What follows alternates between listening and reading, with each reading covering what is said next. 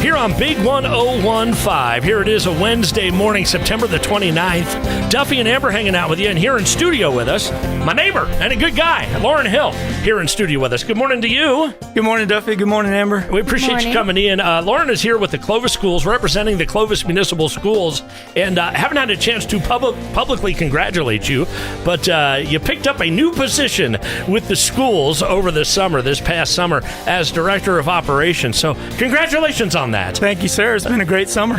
What does that entail, by the way? The biggest piece is safe schools and facilities master planning right. for the entire district. I'd really like to focus on safe schools this morning because it is so top of everybody's mind right now, school safety, and specifically in this COVID era, because it's been kind of a moving target over the past 18 months or so.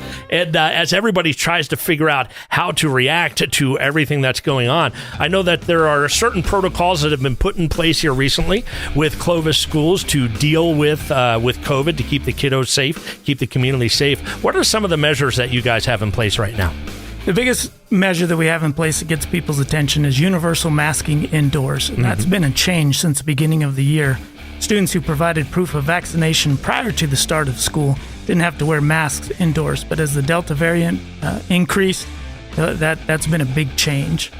How much of the direction do you take from the PED? How much of it is you and your team there with Clovis Municipal Schools coming up with a plan? Is it really kind of a hand-in-hand way in which you guys put together these protocols? Absolutely. The new protocols were provided by the PED, but each school had the opportunity to work with their leadership team, the principal and leadership team, to develop specific protocols for each and every campus. Mm-hmm.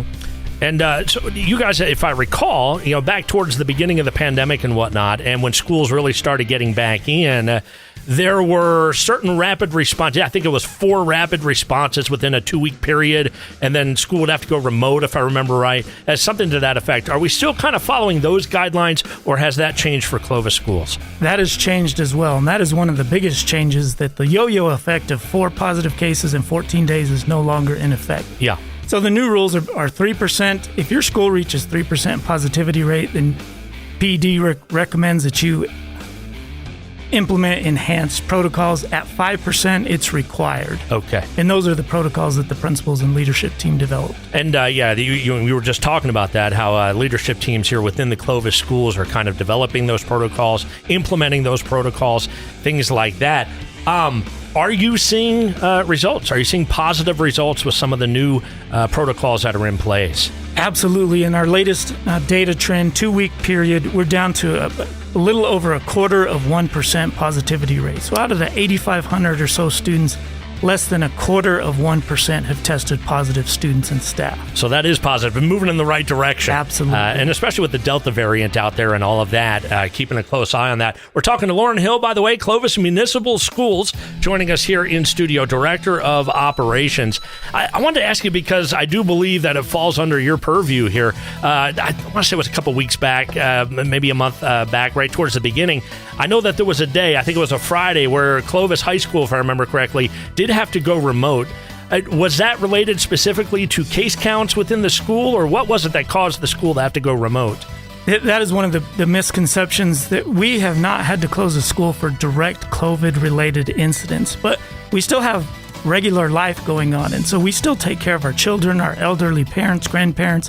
And so the staffing issue, due to absences, some of it was COVID-related, but not all of it, to have a safe and secure environment, that we needed to go remote. But it was not directly tied to COVID. We visit with a lot of folks from different school districts, of course, Clovis Municipal Schools, Portales Schools, Texaco Schools, things like that. And we are hearing from some school districts that right now there is a little bit of a crunch trying to fill positions, specifically support positions, substitute teachers, things like that.